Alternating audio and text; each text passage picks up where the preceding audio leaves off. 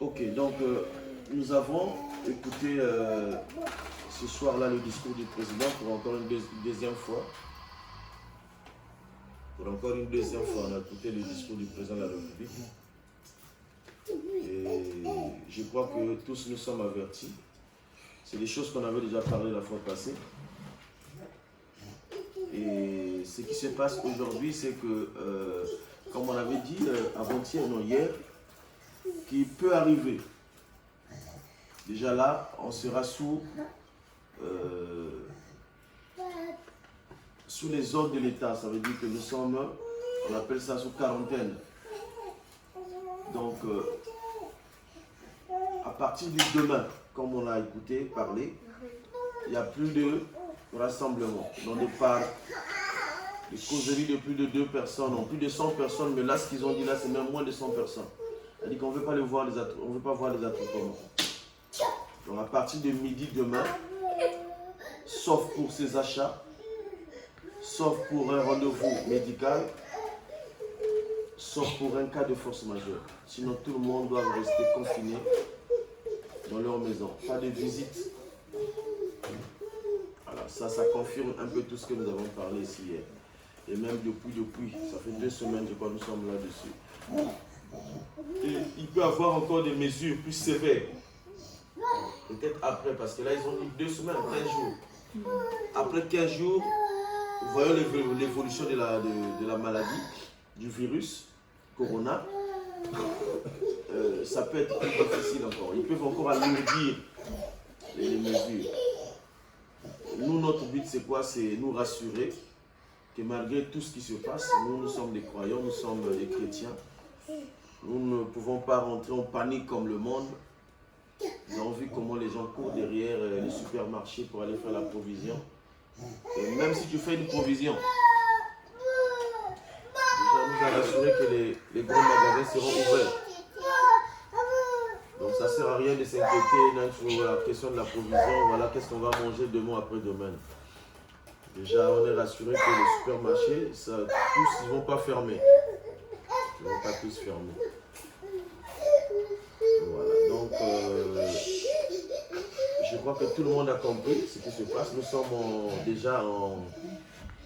le président a dit nous sommes en guerre. Guerre contre un ennemi invisible. Un ennemi invisible, c'est le virus. Moi, mon pasteur a toujours l'habitude de dire que tant mieux avoir un problème avec celui que tu vois. Tu peux facilement savoir comment il peut t'attaquer. Mais quand tu as affaire avec quelqu'un que tu ne vois pas, c'est difficile. Et nous avons les consignes qu'on nous a données à suivre. Et je ne sais pas parmi nous quelqu'un qui peut avoir une question par rapport à ça avant de rentrer dans la parole de Dieu. Est-ce que tous on a compris le message? Parce que l'armée qui sera déployée dans les rues, ça veut dire que si on t'attrape dans la rue, sans autorisation, sans motif qui justifie ta sortie, tu as des problèmes avec l'État. Ça veut dire que tu n'as pas respecté l'ordre de l'État. C'est demain à partir de midi. Demain à partir de midi. Et là encore, il y aura encore des discours sûrement du ministre de l'Intérieur, du chef d'état-major, il va parler. On a vu les engins qui sont sortis de guerre. Je crois que c'est pour... ces engins-là sortent que pour la guerre, soit pour la guerre ou soit pour un couvre-feu. Donc ça confirme un peu ce que le président a dit, malgré qu'il n'a pas tout dit, mais nous comprenons déjà. Nous comprenons déjà la suite de ce qui va se passer à partir de demain. Donc voilà pourquoi j'aimerais savoir s'il y a une question par rapport à ce qui a été dit ou par rapport à l'organisation de la maison. Est-ce qu'il y a des inquiétudes? Est-ce qu'il y a un élément? Est-ce qu'il y a un conseil qu'on peut se donner par rapport à ce qui se passe, par rapport à la crise? Parce que c'est une crise. Il y a une pensée qui peut être communiquée par rapport à ça. Un conseil à donner particulièrement, parce que nous sommes une famille. Un comportement à adopter.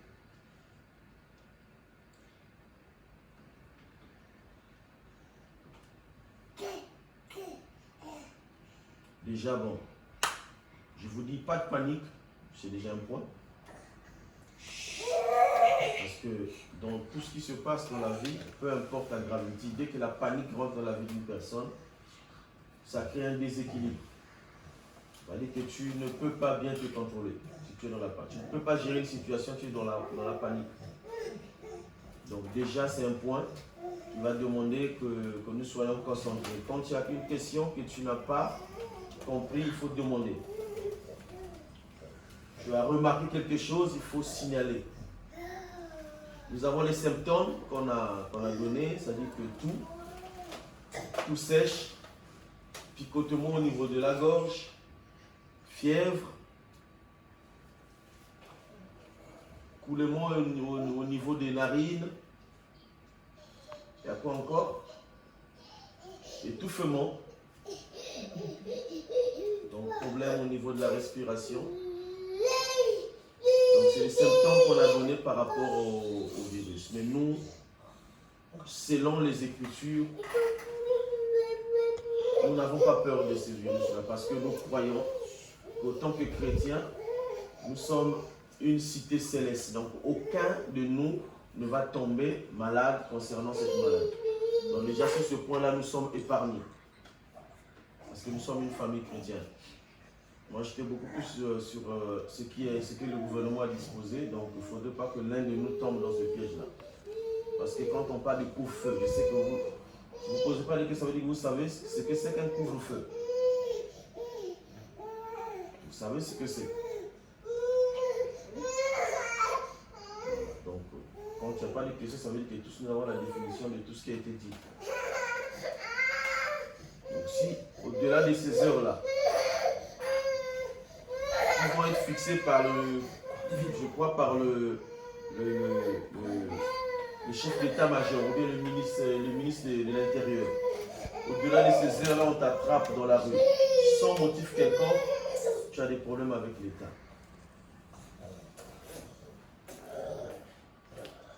Donc voilà un peu concernant ce qui a été dit ce soir par le président. Il n'y a pas de questions. Non.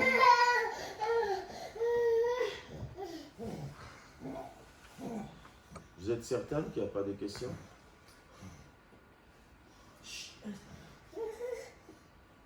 Nous, à Monaco, tous les chantiers sont arrêtés aujourd'hui. Donc déjà, avant midi, on nous avait annoncé que le prince de Monaco a parlé déjà à 15h. Dès 14h, il avait parlé. Et avant même qu'il parle, déjà, il y avait des bruits qui disaient qu'aujourd'hui, c'était le dernier jour du travail. Et effectivement, moi, mon chef m'a dit qu'il devait m'appeler. Je suis rentré tout à l'heure, il n'y a pas longtemps, il m'a envoyé un SMS. En tout cas, jusqu'à nouvel ordre. Mais avant cela, moi, j'étais passé à la direction, parler un peu avec le directeur. Il m'a dit, à partir d'aujourd'hui, pas de boulot jusqu'au nouvel ordre. Jusqu'à nouvel ordre. Donc, on a arrêté tous les chantiers. Donc, on ne va pas travailler déjà. À partir de demain, il n'y a pas de travail. Tout ce qui est restaurant, tout ce que vous savez déjà, ça a été annoncé depuis la semaine passée. Donc, déjà, ça ne fonctionne pas. Donc, tous, on va rester à la maison. Déjà, les écoles, c'était bien avant. Les écoles fermées. Alors, une question. Comme vous n'avez pas de questions, on s'attend à quoi? Tu fais quoi, toi? Hein?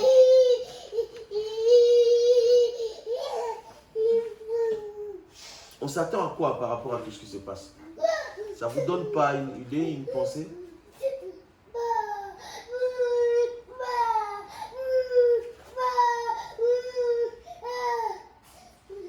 Est-ce que vous imaginez un peu l'ampleur ou bien comment progressivement les choses sont en train d'avancer? Est-ce que ça peut nous amener où? Qu'est-ce qui peut arriver demain?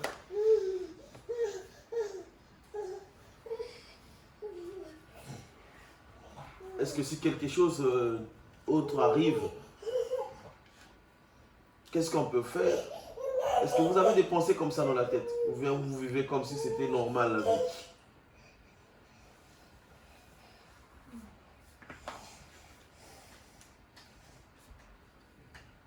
Le président a dit, nous sommes en guerre. Oui? Parle bien, hein? Parle fort, parle bien, on est en train de te taper. On doit donner notre vie à Dieu. C'est lui qui nous protège. Effectivement. Donc pendant cette période-là, nous devons continuer à... Nous sommes déjà, notre vie déjà entre les mains de Dieu. Donc, nous devons rester attachés à lui. Donc pendant cette période-là, nous devons continuer à prier, continuer à avoir la foi, continuer à écouter la parole de Dieu, à méditer, à lire la Bible, pour garder notre foi. Parce que l'objectif, le but, je vous avais dit ça hier, c'est casser la foi, diminuer la foi de l'Église, mettre les gens en panique, mettre la peur dans les cœurs.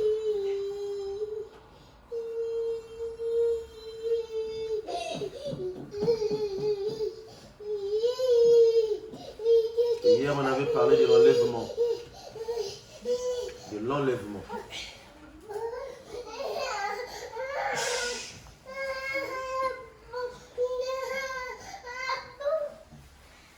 Hier, on a parlé de l'enlèvement. Et tout ce que nous voyons, on avait dit hier que non, c'est des signes qui montrent à suffisance que nous sommes au temps de la fin. Et que le Fils de l'homme était proche. Être proche, dans son sens propre, c'est que son retour est là devant nous.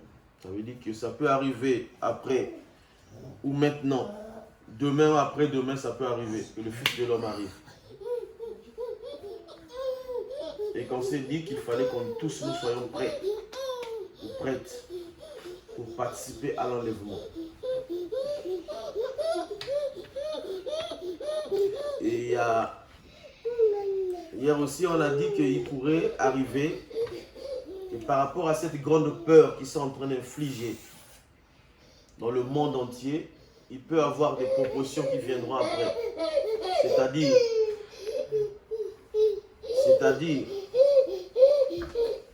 que là, ils sont en train de faire des propositions déjà sur les vaccins.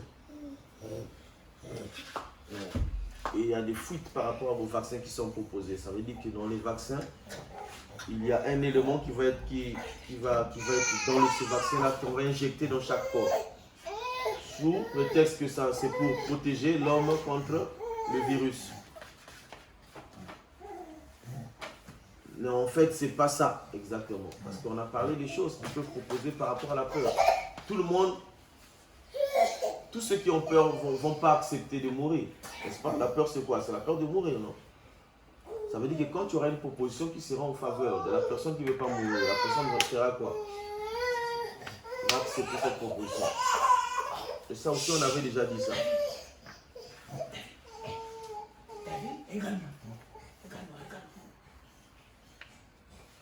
Et selon le dire déjà que dans ces vaccins-là, il y aura un contenu qui n'est pas bien. C'est-à-dire qu'il y aura un élément qui va faire qu'on puisse contrôler chaque humain sur la terre. Ce n'est pas vérifiable, mais c'est des fuites d'informations. On prend tout en ligne de compte, on ne sait jamais. Au-delà de ça, il peut y avoir d'autres propositions.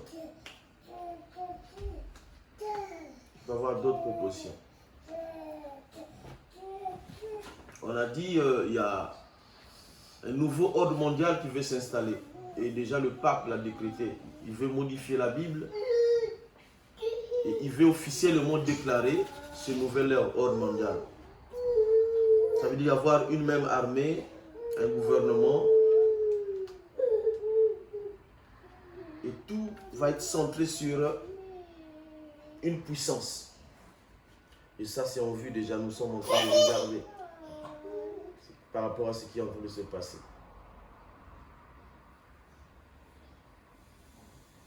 Et vous avez compris que le président a insisté. Moi, j'ai suivi comment plus de 6 fois il a prononcé « Nous sommes en guerre, nous sommes en guerre, nous sommes en guerre ». Moi, dans ma compréhension, ce n'est pas le mot qu'il fallait répéter plusieurs fois comme ça parce que ce n'est pas ça qui compte. Mais il a répété. Il sait pourquoi il a répété. Parce qu'il sait que tout le monde sait ce que c'est qu'une guerre. Ce que c'est qu'une guerre. Je n'ai pas trouvé sa place dans son discours. De répéter une phrase comme ça plus de 6 fois. Ouais. C'est des codes parfois que nous pouvons, qui peuvent pas passer comme ça. Pour ceux-là qui n'ont pas le discernement. Mais celui qui a le discernement, écoutant cette parole-là se répéter, et ça peut nous pousser à réfléchir. Effectivement, nous sommes en guerre. La guerre, c'est contre l'Église. La guerre, c'est contre l'Église.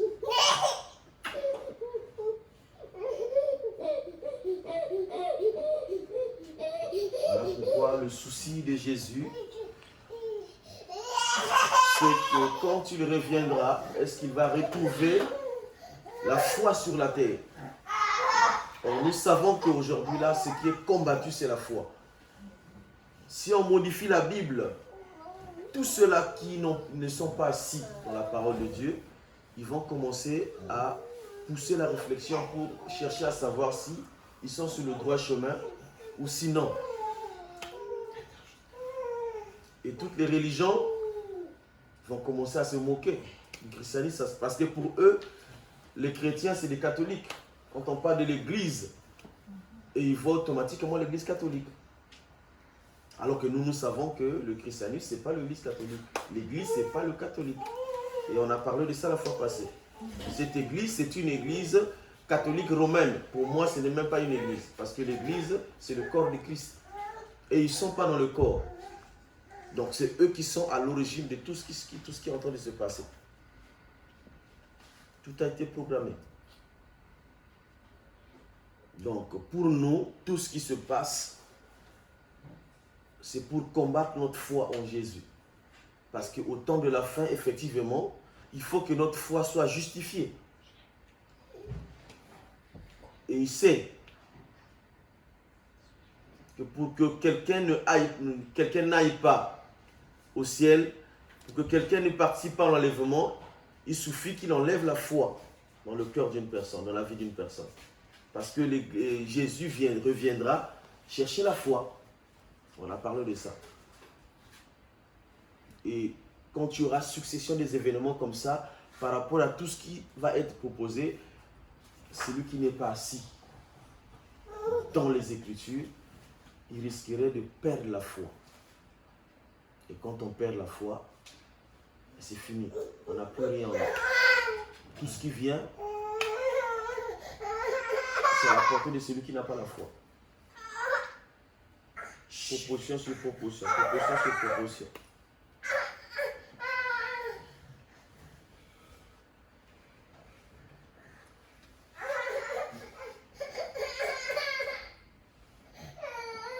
Il y a des questions par rapport à ça, l'enlèvement. Est-ce que nous avons la pensée sûre de l'enlèvement? Comprendre ce que c'est que l'enlèvement. Parce que si tu ne comprends pas, tu ne peux pas t'intéresser. La Bible dit que mon peuple périt par manque de connaissance. Si tu n'as pas la connaissance d'abord de l'explication du mot enlèvement, tu ne comprends pas d'abord le mot, ça veut dire que tu ne peux rien faire. Il faut d'abord comprendre le mot, comprendre le sens, comprendre l'événement. On a dit l'enlèvement, c'est une expression qui n'existe pas d'abord dans la Bible, mais c'est un mot qui est tiré, qui veut dire, qui a été expliqué pour signifier un événement. Pour expliquer un événement. Et cet événement-là, c'est dans 1 Thessaloniciens 4. On a lu la fois passée, à partir du 13e verset jusqu'au 18e verset, où Paul est en train d'exhorter les frères de Thessalonique, qui étaient aussi dans l'ignorance concernant l'enlèvement, au sujet de ceux qui étaient décédés, et même aussi pour eux qui étaient encore vivants. Donc l'enlèvement, on a dit que c'était l'action d'enlever. Action de lever quelque chose. Et action de soulever pour le but de transporter. Analamban en grec. Parce que c'est un mot grec. Action d'enlever.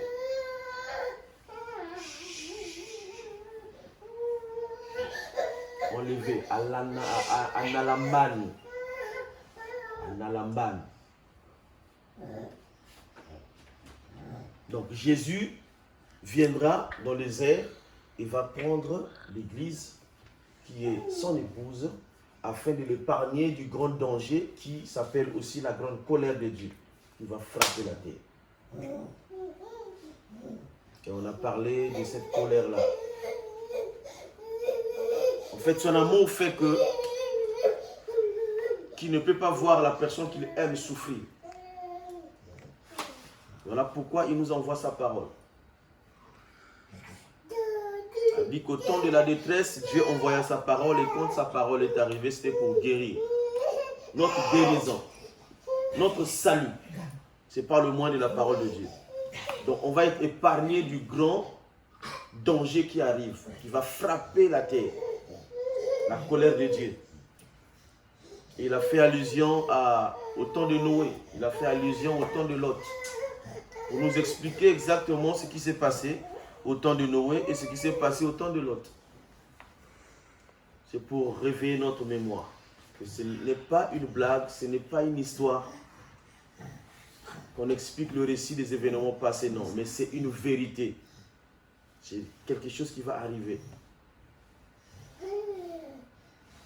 Lui-même va sonner la trompette. Et quand il va sonner la trompette, d'abord c'est les morts en Jésus qui vont ressusciter. Et les vivants auront un corps transformé. Ensemble, nous allons monter dans les airs. Et c'est ça qu'on appelle l'enlèvement. Et tout ce qui arrive là, c'est des signes selon le livre d'Apocalypse qui mentionne que cette période-là est proche. Et il est temps pour nous de se préparer. De se préparer.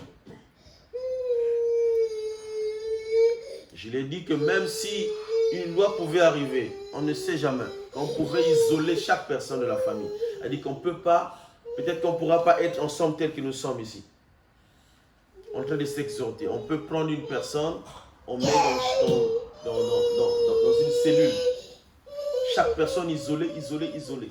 Même si nous sommes enfermés, seuls, mais que cette parole-là en nous puisse parler. Que nous sachions que ces choses-là sont vraies. Et que notre foi soit toujours maintenue. Que nous ne puissions pas perdre la foi. Que personne ne perd sa foi.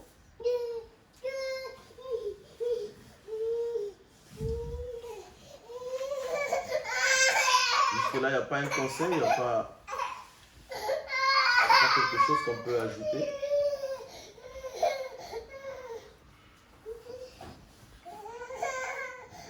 Ça, en fait, c'est des choses qu'on avait déjà expliquées hier. Et j'ai envoyé tout un message le dimanche passé. Hier. Nous sommes lundi aujourd'hui. Hier, j'ai envoyé par message audio, oui, tout ce message. Donc, nous sommes en train de revenir là-dessus parce que c'est l'actualité. C'est ce qui se passe maintenant. Donc, nous avons jugé bon que c'est le message qu'il faut pour maintenant, là. Parler de l'enlèvement, que nous soyons prêts. Parce que s'il revient maintenant là, quelle est notre assurance? Quelle est ton assurance? Est-ce que tu es sûr? Tu es sûr que tu vas aller au ciel s'il revient maintenant? Parce qu'on a expliqué l'antichrist. On a parlé de ça, on a expliqué un peu comment ça va se passer, ces choses-là. La tribulation. La marque de la bête. Et il n'est pas bien que nous puissions passer à cette période-là. Que nous puissions vivre ces choses. Il faut que tous nous soyons enlevés. Et pour être enlevé, la condition c'est, on a parlé des œuvres de la foi. Il faut avoir la foi. Et quand nous avons la foi, cette foi-là a ses œuvres. Et ces œuvres-là doivent être manifestes. On a parlé aussi de 2 Pierre 1, du verset 5 au verset 12. Les œuvres de la foi. Vous faites tous vos efforts, joignent à la fois la vertu, la connaissance, la piété, la maîtrise de soi, la patience, l'amour fraternel, l'amour agapé, qui est l'amour de Dieu.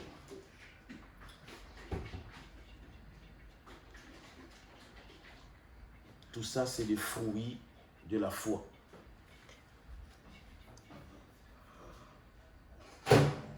Tout ça, c'est des œuvres de la foi. Donc, celui qui a la foi, on a dit que c'est Jésus qui donne le vouloir et le faire. Donc, automatiquement, quand tu le reçois, quand tu te laisses conduire par lui, tu as forcément ces fruits-là. On a parlé en Antioche pour la première fois quand on a appelé les premiers chrétiens. On les a appelés parce qu'ils ont vu en eux leur conduite, leur façon de marcher, de parler, de faire, qui concordait avec un homme qui s'appelait Jésus. Alors là, ils ont dit, ces hommes-là, ils sont comme Jésus, ils sont comme Christ. Donc, chrétien, c'est être comme Christ. Et ce nom-là est parti comme ça. Donc, si nous portons ce nom-là, nous devons ressembler, nous devons respecter, rendre digne ce nom-là de Jésus-Christ. Et si nous sommes des chrétiens, ça veut dire que nous devons porter des fruits qui ressemblent à Jésus.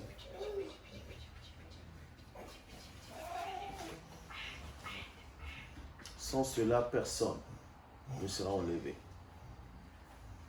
Et la mission d'un serviteur de Dieu que je suis, c'est d'apporter la bonne nouvelle. Parce que Noé avait parlé. Noé avait parlé.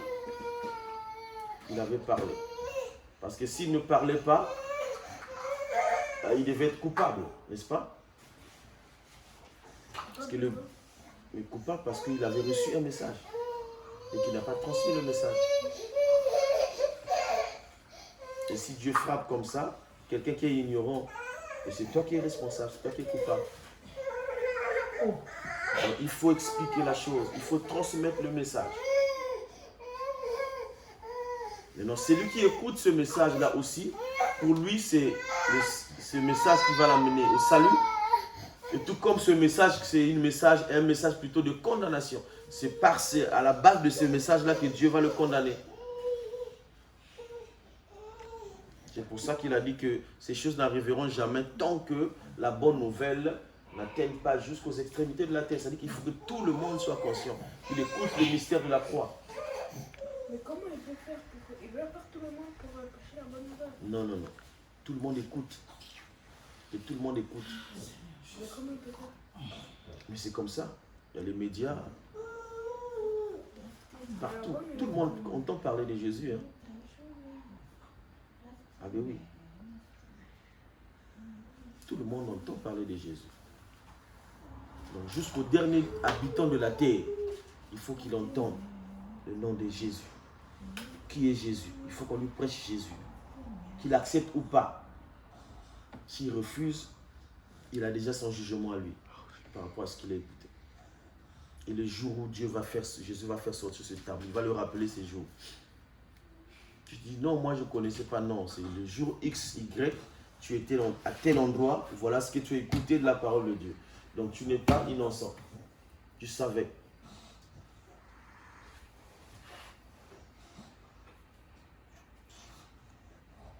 Donc je vais répéter, pas de panique. Pas de panique.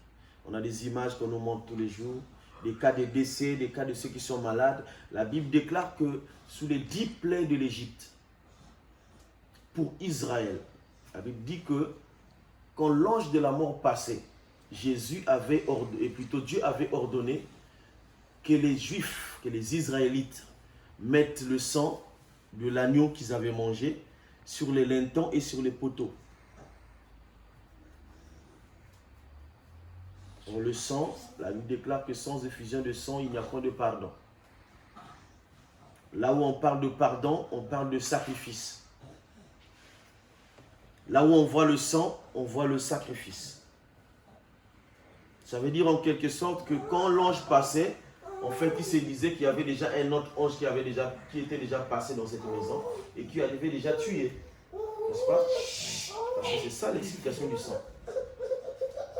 Et comme l'ange est déjà passé pour tuer, c'est comme quand nous rentrons dans un métro, dans un train, dans un tram. Il y a plusieurs contrôleurs, n'est-ce pas? L'autre, il contrôle de l'autre côté et l'autre, quand il passe, s'il se rend compte que son ami a déjà contrôlé, ah non, on m'a déjà contrôlé. Il ne va plus te contrôler qu'une deuxième fois. C'était le but du sang que Dieu avait ordonné qu'on place sur les poteaux, sur les lintons. Et nous, nous sommes couverts par cette même personne-là qui est Jésus. Parce que c'est pour ça qu'il est venu mourir à la croix. Il dit que il a tant aimé le monde dans Jean 3,16, il a tant aimé le monde qu'il a donné son Fils unique afin que quiconque croit en lui ne périsse point, mais ait la vie éternelle. Nous avons la vie éternelle en Jésus. Si nous croyons, nous avons la vie éternelle. Je vous garantis. Et dans Marc 16, à partir du verset 15, il est en train de parler, c'est son dernier discours, Jésus. Il est en train de dire que voici les miracles qui accompagneront à ceux qui auront cru en mon nom. Ils imposeront les mains aux malades et les malades seront guéris. Il ajoute quelque chose que j'aime bien par rapport à ce que nous vivons aujourd'hui. Même s'ils boivent quelques breuvages mortels, il ne leur fera aucun mal. Ça veut dire qu'un chrétien peut arriver inconsciemment prendre le poison. Mais à cause du sang de l'agneau qui avait coulé à Golgotha, ce poison-là n'aura aucun effet dans sa vie. Donc ce virus-là, c'est un poison. Ça va toucher tous ceux-là qui ne croient pas en Jésus. Et pour ceux-là qui sont en Jésus, qui ont la foi en Jésus, ça ne peut jamais atteindre. Non. À moins que nous ne soyons pas des chrétiens. Mais si nous le sommes, selon la promesse qui est dans cette Bible, cette maladie ne touchera personne. Et je le dis avec foi, parce que je sais que c'est la parole de Dieu. La Bible déclare qu'il n'est pas un homme pour mentir, ni le fils de l'homme pour se repentir. Amen. Tout ce qu'il a décrit dans la parole de Dieu est une vérité. Et ça s'accomplit dans la vie de tous ceux-là qui ont la foi, tous ceux qui croient en lui. Amen. Et si nous croyons en lui, il y a des gens aujourd'hui qui sont en train de courir derrière les magiciens, les féticheurs. Et nous savons qu'il est Jéhovah Rapha. Vous savez ce que ça veut dire, Jéhovah Rapha? Jéhovah Rapha. Un Dieu guérisseur. C'est lui qui guérit. Le médecin des médecins. Ça veut dire qu'au moment où nous parlons, il y a des hommes, des sages, des savants. À Sanofi, ils sont là assis, des grands savants qui étudient. Ils sont en train de chercher les formules. Comment faire pour attraper, trouver un vaccin qui va lutter contre. Mais lui, Jéhovah Rapha. Il est le savant des savants, le médecin des médecins. Il a déjà un virus. Et plutôt, il a déjà un antivirus. Et ça, c'est dans son sang. Et c'est là qu'il a institué la Sainte Seine. C'est-à-dire que c'est lui qui boira ce sang-là. C'est le sang de l'Alliance. Nous avons le sang de Jésus en nous. Quelque chose de mal ne peut jamais arriver. Ça, c'est une garantie pour l'Église que nous sommes. Et je voulais aussi signaler, souligner quelque chose de très important. Ça veut dire que nous avons aujourd'hui, les cultes sont annulés. Ils ont dit les portes sont ouvertes, mais les cérémonies sont pas permises. Ça, c'est un jeu de mots. Ça veut dire qu'il n'y a pas culte. Ils ont arrêté les cultes. Et je l'ai dit tout à l'heure que tout ce qui se passe, c'est un combat contre l'Église. C'est pour aussi dire que nous savons que l'Église n'est pas un local. L'Église n'est pas une adresse quelconque. Non, la Bible déclare ceci, que Dieu ne peut pas habiter dans une maison faite des mains des hommes. Dieu a choisi une maison, il a choisi un corps. Donc tel que tu es là, tu es le temple de l'Éternel, tu es le temple de Dieu, tu es l'habitation de Dieu. Donc dans la conception, de certaines personnes, comme on a annulé, bon, ils savent que souvent les gens ont tendance, comme dans la religion, à aller trouver la guérison quelque part, aller prier, aller écouter la parole de Dieu dans un local. Mais déjà dans la vie de ces genres de personnes-là, déjà, la foi va commencer à baisser. Parce qu'ils ne vont plus aller écouter la prédication à l'église. Mais nous savons que l'église n'est pas un local. L'église, c'est nous. La Bible déclare que là où 2, 3 s'assemblent en son nom, il est au milieu d'eux. Et le temple, ce n'est même pas 2 personnes. Le temple, c'est une personne qui est l'habitation du Saint-Esprit. Donc, même si tu es seul en train de prier, tu es une église. Tu es une église. Et Dieu se manifeste. Donc, c'est comme ça que nous devons exhorter nos frères et nos sœurs. En leur faisant croire, nous voyons l'église primitive. Quand ils étaient persécutés, ils n'avaient pas un local comme l'église, là où on devait danser, chanter. Ils étaient dans des maisons, en train de prier. Mais il y avait la manifestation de la puissance de Dieu.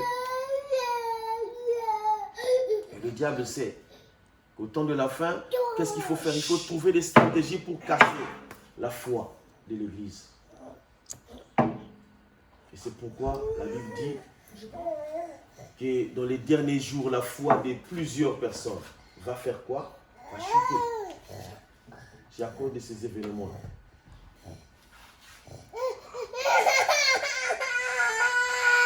Voilà un peu la pensée que j'avais à transmettre ce soir par rapport à ce qui se passe. Voyez-vous que quand il y a un événement comme ça, il y a toujours un état d'urgence. Le président avec ses ministres se retrouve pour communiquer une pensée. Et la pensée est commune. Tel que le président a parlé, il a bien dit, il a consulté même les anciens présidents. Ses prédécesseurs, il a consulté. Ses ministres, il a consulté. Il a demandé conseil. Parfois même, il a appelé d'autres présidents, d'autres nations. C'est juste pour se rassurer que ce qu'il va dire devant les gens est juste ou faux. Après, c'est lui qui décide à la fin.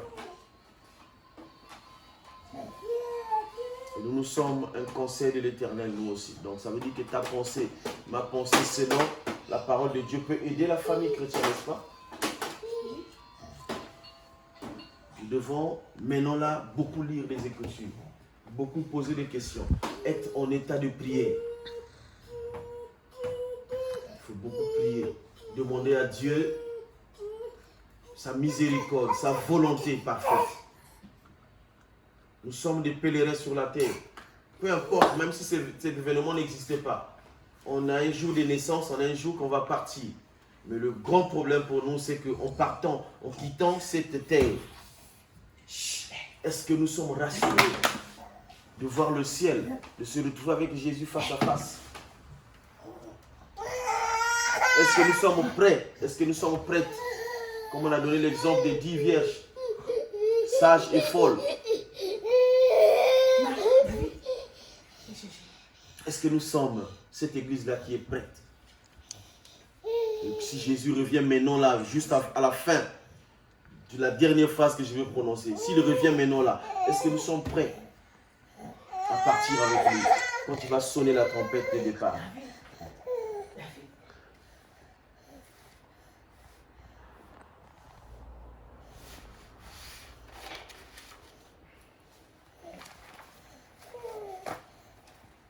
S'il n'y a pas une question, s'il n'y a pas une pensée communiquée, on peut prier.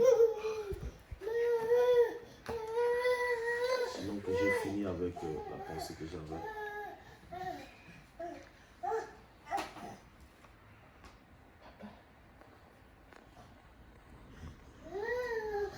Il n'y a pas de question, il n'y a rien du tout. Ça veut dire que tout est clair.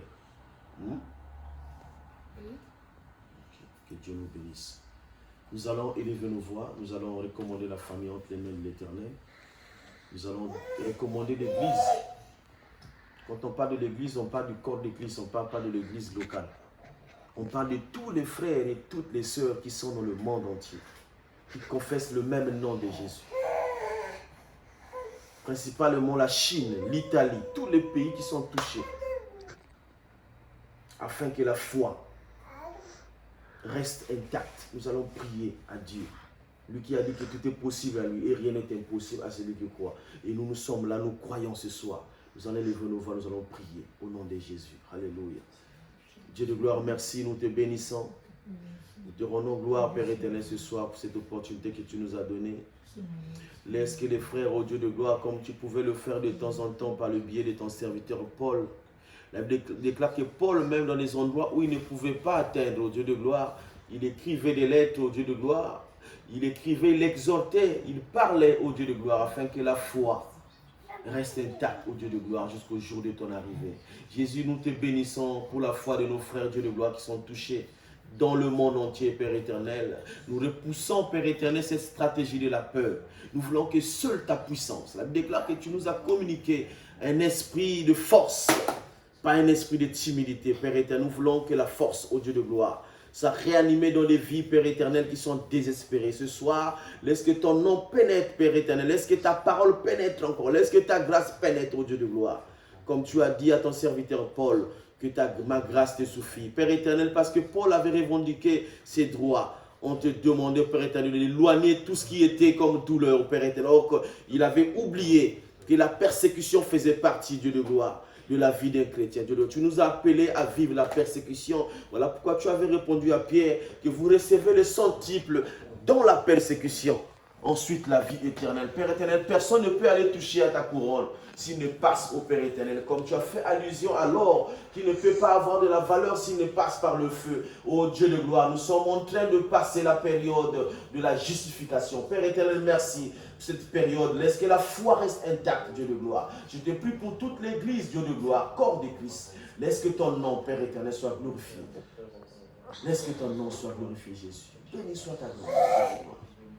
Merci, Père éternel. Merci, Dieu de gloire.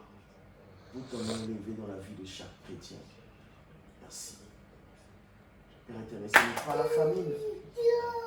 Ce n'est pas le manque, Dieu de gloire. On peut faire la provision. On ne sait pas combien de temps ça va durer. Mais même s'il n'y a pas à manger, Dieu de gloire, nous croyons que c'est toi la véritable nourriture, Père éternel. Parce que tu as dit que l'homme ne vivra pas seulement du pain, mais aussi de toute la parole qui vient de toi. Jésus, nous vivrons de la parole de Dieu. Même si tous les magasins, même si tous les supermarchés sont pénétrés, Jésus, mais nous continuerons à vivre par la parole de Dieu. Car tu as prévu des grandes choses pour nous. Et nous voulons les vivre, ô Dieu de gloire. Père éternel, comme tes serviteurs pouvaient hâter de voir, de vivre ces grands jours avec toi. Laisse, ô Dieu de gloire, que ton nom seul soit glorifié. Glorifie-toi, Père éternel. Nous recommandons cette nuit entre tes mains, Jésus. Et nous croyons en ta parole. La Bible déclare que tu devais faire la différence entre ceux qui te plaignent et ceux qui ne te plaignent pas, Jésus. Regarde une famille réunie ce soir pour t'honorer, Jésus. Combien de familles, ô Dieu de gloire, sur la terre? Père éternel, tu connais. Laisse que dans ton livre de souvenirs, Dieu de gloire, peu importe, Père éternel, comme tu avais ordonné pour ton peuple Israël, Dieu de gloire, afin que le sang soit sur les poteaux, sur les linteaux, afin que personne ne soit atteint. Regarde, ô Dieu de gloire, maintenant en Afrique, nos parents, tous ceux qui sont dans les environs, comment ce virus est arrivé. Dieu de gloire, laisse que toi, qui es le protecteur des protecteurs, sois aussi leur Dieu. Car le centenier aussi avait prié, sachant qui tu étais, Dieu de gloire. Il a dit, moi qui suis un centenier, moi qui suis un responsable, ô Dieu de gloire, je peux commander un sergent-chef, je peux commander un caporal, je peux donner un ordre, ô Dieu de gloire, et ils iront et me ramèneront des résultats. Et à combien de forte raison, toi qui diriges les anges, ô Dieu de gloire. Il a dit, si tu dis un mot, mon serviteur sera guéri, ô Dieu de gloire. À la même heure, à la même seconde, il est rentré et il a compris que aussitôt quand tu avais déclaré cette parole, son serviteur était guéri. Jésus, laisse que tous ceux qui sont de loin soient soutenus par cette parole, car cette parole est puissante, cette parole est vivante. Que ton nom soit glorifié. Nous voulons dormir en paix, au Dieu de gloire. Nous ne voulons pas être secoués par le dire des médias, Dieu de gloire, car nous savons, Dieu de gloire, que c'est la loi de la peur. Mais nous ne voulons pas, Dieu de gloire, que cela soit fait dans ta maison. Laisse que ton nom, la paix à jamais. La Bible déclare que tu nous laisses la paix, tu nous donnes la paix. Jésus, laisse que cette paix règne dans cette maison. Et que dans ton œuvre, qui est l'église, corps de Christ, que la paix règne. Merci Jésus. Dans le nom de Jésus, nous t'avons ainsi prié, nous disons, gloire et louange à toi, Jésus. Amen. Que Dieu nous bénisse. Merci, bonne nuit à tout le monde. Merci.